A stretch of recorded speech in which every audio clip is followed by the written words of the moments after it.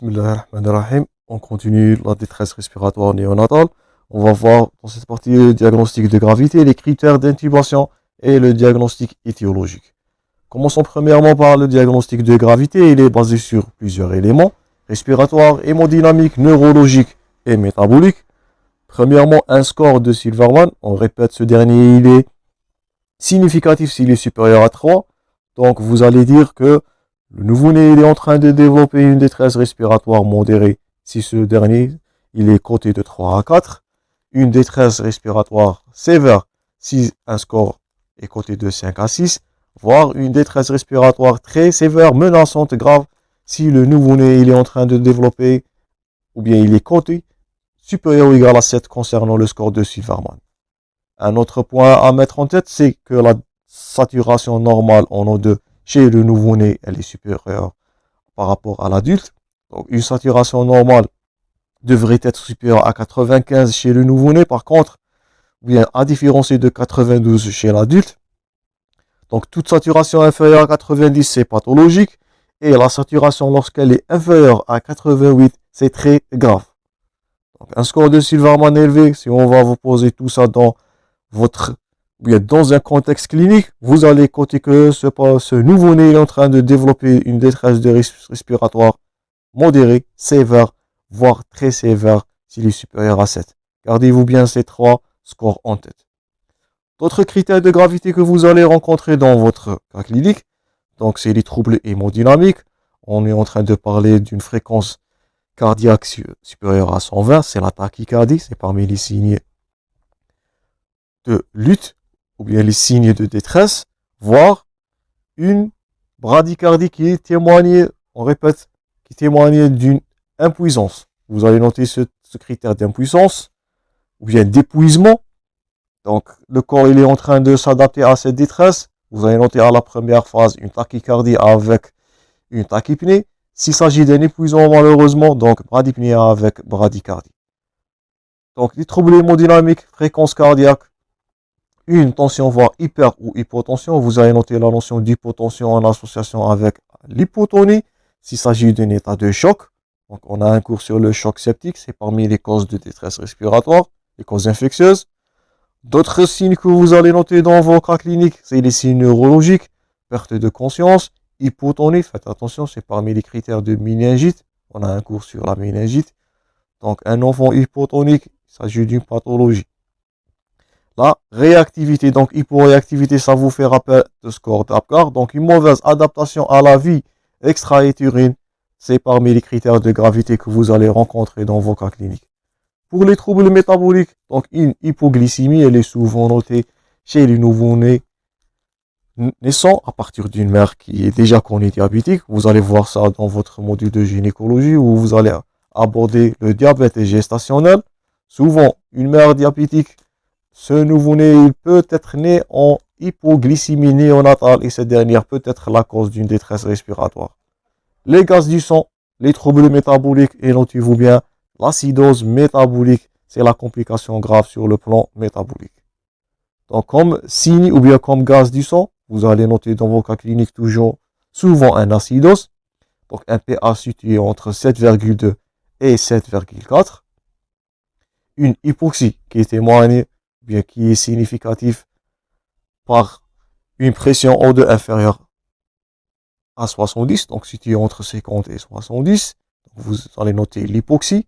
Et vous allez noter le paramètre le plus grave parmi ces trois que vous êtes en train de voir. Notez-vous bien, c'est l'hypercapnie. Donc une hypercapnie, elle est plus grave qu'une hypoxie. Donc une pression CO2 supérieure à 35, située entre 35 et 55. Si elle est supérieure à 60, c'est menaçant. Pourquoi l'acidose? Ou bien pourquoi l'hypercapnie, elle est menaçante? Ou bien elle est plus grave par rapport à une hypoxie? C'est l'acidose ou bien c'est l'hypercapnie qui va causer l'acidose. Ce dernier pourra être même inférieur, un pH inférieur à 7,1 et c'est parmi les critères de gravité. Vous allez dire c'est un trouble métabolique très très sévère. Donc l'hypoxie, c'est grave, mais l'hypercapnie elle est plus grave à cette dernière. Elle va finir par l'acidose. Vous allez revoir cette notion-là dans les troubles métaboliques. Donc, si on résume ce qu'on a vu dans cette partie ou bien dans cette plaque, donc le diagnostic de gravité, les signes sont un score de Silverman supérieur à 7. Ça peut être un contexte clinique. La polypnée, voire l'apnée lorsqu'il s'agit d'un épuisement, notez-vous bien ce terme. L'instabilité respiratoire, l'augmentation de la fixation en O2. Les troubles hémodynamiques, les troubles neurologiques, un pH inférieur à 7,2 voire inférieur à 7,1, c'est très grave. Une pression CO2 ou hypercapnie menaçante si cette dernière elle est supérieure à 60 mm/Hg. Ces critères de gravité, ils vont poser, bien ils vont être aussi des indications à l'intubation trachéale. Donc selon la sévérité de votre signe de lutte, qu'on avait cité précédemment, dans la première partie, les signes d'épuisement, c'est écrit en rouge et c'est à noter. Donc l'apnée et l'hypoventilation. L'instillation intratrachéale de surfactants, c'est parmi les critères où il y a les indications d'intubation. Troubles hémodynamiques, l'augmentation de la fixation en O2 supérieure à 30 voire 40%, hypercapnie supérieure à 60 et un cas lorsqu'il s'agit d'une hernie. Vous allez voir cette dernière dans les causes extrapulmonaires de cette détresse respiratoire. Donc une hernie diaphragmatique, l'hernie de coupole, aussi c'est un diagnostic ou bien c'est une indication à l'intubation. Donc ces deux plaques-là sont résumées par les signes de gravité qui sont presque les signes, bien les indications à l'intubation. Ils sont à retenir, je vous invite à les noter avant de passer au diagnostic étiologique. Donc pour le diagnostic étiologique, donc votre conduite à tenir, l'enquête, donc vous allez commencer premièrement par l'interrogatoire des parents ou bien l'accompagnant. Vous allez rechercher le carnet sanitaire, le carnet vaccinal, les critères d'accouchement, le déroulement de la grossesse, les circonstances de cette dernier, de cet accouchement, les facteurs de risque infectieux. On a un cours sur les infections néonatales. Ces dernières peuvent être aussi une cause de détresse respiratoire. Donc ce sont les causes infectieuses. Mode et date du début de cette dernière. Après ça, vous allez faire un examen clinique de votre nouveau-né, un examen du nouveau-né. On a un TD sur ça. Donc, c'est un examen qui va se faire de la tête aux pieds. Vous allez examiner tout. Surtout, vous allez insister sur l'appareil respiratoire et cardiaque. Donc, les causes majeures sont d'ordre pulmonaire et d'ordre cardiovasculaire. Vous allez rechercher aussi dans votre examen clinique la notion d'imperméabilité ou bien de la perméabilité des couronnes. On répète que le nouveau-né, il respire seulement à partir de ses cavités nasales ou bien de ses narines. Il n'a pas le réflexe encore de respirer de sa cavité buccale, sauf lorsqu'il s'agit d'un cri. Ça, on avait dit précédemment dans la partie précédente. Donc, une imperméabilité des couronnes, la voilà sur le plan clinique. Et là, voilà une imperméabilité des couronnes qui est notée dans la radiographie. Vous allez noter cette dernière ou bien vous allez constater cette dernière après votre épreuve de sang. On répète, on a un TD sur l'examen du nouveau-né. Vous allez revoir toutes ces notions. Donc, une imperméabilité des couronnes, voir l'œsophage, l'atrésie de l'œsophage. On va voir ça dans le cours concernant les urgences chirurgicales, après qu'on va terminer les urgences médicales. Et troisièmement, la glycémie capillaire, on répète. Donc, si la mère, elle est en train, ou bien la mère déjà connue diabétique, nouveau-né peut fort probablement développer une hypoglycémie néonatale. Donc, basez-vous sur l'appareil respiratoire. N'oubliez pas la perméabilité couronale et œsophagienne dans votre épreuve de sang et la glycémie capillaire. Sur ces critères, donc là voilà, ce sont des critères d'orientation. Donc si vous avez un abdomen plat, donc ce sont les pathologies qu'on va détailler dans les parties prochaines. Donc si vous avez un abdomen plat, vous allez penser à une hernie diaphragmatique. Si vous avez un thorax, deuxièmement, ce sont les constatations que vous allez rencontrer dans votre examen clinique. Un thorax asymétrique, il est en faveur du pneumothorax ou bien d'une pathologie malformative. On va voir le pneumothorax dans les urgences chirurgicales. La butée descente, ce que vous êtes en train de voir, on avait parlé de ça, l'imperméabilité coronale ou de l'œsophage. L'atrésie de l'œsophage, et notez-vous bien, c'est le stade 4 qui est le plus souvent rencontré. On va revoir ça, on est en train de répéter dans les urgences chirurgicales. Des syndromes malformatifs, les signes infectieux, hypotension, hyperthermie. Ce sont des critères des infections néonatales. On va voir ça prochainement. Et les signes cardiaques, si vous avez une cardiomégalie, vous allez penser à la cardiopathie cyanogène. Et notez-vous bien, dès maintenant, c'est la tétralogie de Fallot. Vous allez revoir ça dans le cours prochain. C'est la tétralogie de Fallot qui est la pathologie la plus fréquente sur le plan cardiovasculaire qui peut donner une cardiomégalie, voire une insuffisance circulatoire et une détresse respiratoire. Donc, selon les critères qui sont indiqués là, dans ce cadre, vous allez noter ou bien vous allez balancer votre hypothèse de diagnostic.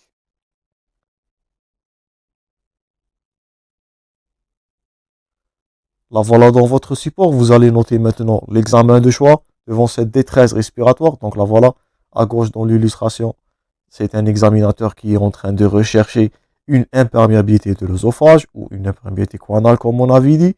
Là, voilà, c'est le dextro, donc l'hypoglycémie néonatale parmi les causes de détresse. Vous allez revoir ça dans votre module d'endocrinologie.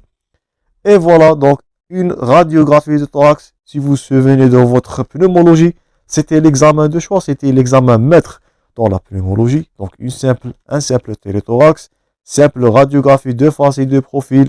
Elle peut, ou bien elle est suffisante pour poser le diagnostic de détresse respiratoire. Donc, voilà dans votre support l'aspect normal. Donc, le nouveau-né, il a une opacité médiastinale, là voilà, qui est un peu plus grande par rapport à l'adulte, donc ça diffère. Ça, c'est l'aspect normal. Et là voilà, c'est votre indice cardiothoracique que vous avez vu de votre sémiologie. Donc, si vous avez un indice thoracique supérieur à 0,55, vous allez dire que il s'agit d'une cardiomégalie. Et là, dans ce dernier cas, vous allez penser, on répète, à la tétralogie de Fallot. Ce qui n'est pas à faire, ou bien les pièges qui sont à éviter, sont une incidence oblique. Ça va vous fausser le diagnostic. Donc là, voilà, c'est une incidence oblique. Donc l'incidence, elle devrait être de face. Donc là, voilà un aspect de face. Et là, voilà un aspect pathologique. Une incidence oblique, ça va vous fausser le diagnostic. Ça, c'est premièrement. La deuxième, qui est illustrée à gauche dans votre illustration, c'est le thymus. Donc, ce nouveau-né, voilà, donc, où la flèche, elle est indiquée. Donc là, il ne s'agit pas d'une opacité pathologique. Ça, c'est le thymus qui est bien développé, bien qui est hypertrophique à la naissance. Donc, une opacité là, faites attention de confondre un thymus du nouveau-né avec une pathologie médiastinale ou bien une opacité qui est située au niveau de l'espace médiastinal. Donc, notez-vous bien, ça c'est le thymus, c'est pas une pathologie. D'autres pièges, ça c'est un artefact. Donc, la radiographie, elle devrait être faite torse nu pour éviter cette ombre, ou bien cet artefact. Donc, qui a nous donné un aspect d'une opacité ou bien d'une clarté aérienne. Ça, c'est un artefact. Tout ça sont des erreurs à éviter dans votre examen paraclinique. Et là, voilà un pli cutané. Donc, un pli cutané de déshydratation, ça va vous sembler, si vous vous souvenez de votre syndrome ou bien dans votre pneumothorax, vous vous souvenez de votre radiologie, ça c'est presque, ça ressemble à un signe de liseré. Là, voilà cette ligne-là. Ça, c'est pas un signe de liseré ou bien c'est pas une liserée pleurale. Ça, c'est un simple pli cutané qui est apparent à la radiographie. Donc, à éviter les pièges, donc le thymus, ne confondre pas le thymus avec une opacité pathologique. L'incidence devrait être de face ou bien une incidence oblique. Torse nu pour éviter l'ombre ou bien les artefacts, donc le signe de silhouette. Donc, ils vont silhouetter, bien ils vont fausser l'aspect radiographique. Et les plis cutanés, donc on a un cours sur la déshydratation, vous allez noter la fréquence de ces plis cutanés souvent dans la déshydratation du nouveau-né ou bien de l'enfant. On va voir ça dans le chapitre endocrinien dans la pédiatrie.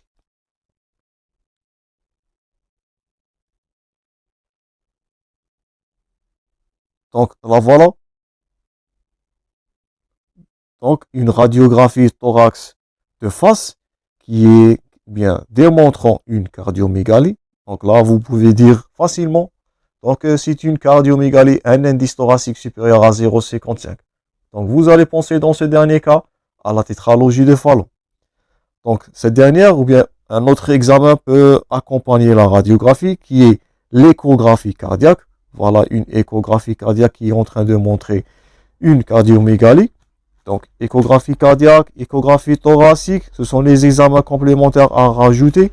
Donc, si vous allez penser à une pathologie surtout cardiaque, vous allez compléter votre examen paraclinique. Donc là, voilà, l'échographie thoracique qui montre un thymus. On répète, le thymus, il est bien développé chez le nouveau-né. Il n'est pas à confondre à une opacité pathologique. Ça, c'est l'estomac. Et ça, c'est les cavités cardiaques. Donc, l'échographie thoracique, en association avec l'échographie cardiaque et l'examen maître, c'est la simple radiographie thoracique, un téléthorax de face et de profil vont vous permettre de poser votre diagnostic de détresse respiratoire. À compléter, si vous allez penser à une pathologie infectieuse, vous allez faire votre numération de la formule sanguine. On va voir ça dans les infections néonatales. Vous allez rechercher ou bien doser votre CRP, protéine C réactive. Souvent, elle est élevée en cas d'infection néonatale. L'hémoculture, l'examen de choix, l'examen de première attention, notez ça dès maintenant. Nous allons voir ça dans le cours des infections néonatales. L'examen de fer en première intention, si vous allez suspecter une infection néonatale, c'est l'hémoculture. Souvent, ces germes, ils vont disséminer par voie hématogène. Et dernièrement, complétez votre examen, ou bien votre prescription, votre critère paraclinique par un examen de ECBE, étude cytobactériologique des urines. Souvent, les nouveau-nés tendent à avoir des infections urinaires. Le germe là qui est incriminé, c'est l'Escherichia coli. Donc tout ça, on va voir dans le cours concernant les infections néonatales. Donc les pathologies majeures à rechercher sont premièrement pulmonaires par simple radiographie pulmonaire. Et deuxièmement, c'est cardiaque. Donc l'échographie cardiaque thoracique. Troisièmement, la pathologie infectieuse. On va détailler ces dernières prochainement. Donc on peut diviser les pathologies ou bien les causes, ou bien les étiologies de la détresse respiratoire par l'étiologie pulmonaire. Donc l'origine là, il est pulmonaire. Ou bien des étiologies extra-pulmonaires. Tout ça, on va détailler prochainement. Donc pour les étiologies pulmonaires, on va voir la maladie des membranes hyalines, les infections materno-fœtales, la détresse respiratoire transitoire, l'inhalation méconiale, l'hypertension artérielle pulmonaire, le pneumothorax, les pleurésies, l'hypoplasie pulmonaire et les syndromes malformatifs. Et pour les étiologies extra-pulmonaires, surtout les causes cardiopathiques, bien c'est la cardiopathie, malformative et congénitale, la tétralogie de Fallot, l'asphyxie périnatale, les anémies, l'hypothermie, l'atteinte du système nerveux central au cours d'un accouchement traumatique. C'est pour cela à rechercher, tout ça il est à rechercher dans votre interrogatoire. La myopathie congénitale, l'hypoglycémie, l'acidose, donc les troubles métaboliques, souvent notés après un accouchement chez une mère qui est déjà connue diabétique ou bien qui a développé un diabète gestationnel, et les malformations ORL. Faites attention à l'atrésie de l'œsophage, faites attention à l'imperméabilité coronale. Tout ça peut être une cause d'une détresse respiratoire grave. Donc, on va aborder ces deux titres prochainement. Donc, on va voir les étiologies pulmonaires en détail avec les étiologies extra-pulmonaires. On va arrêter notre partie-là ici. On va continuer prochainement. Merci pour votre attention. Bon courage et à la suite de ce cours.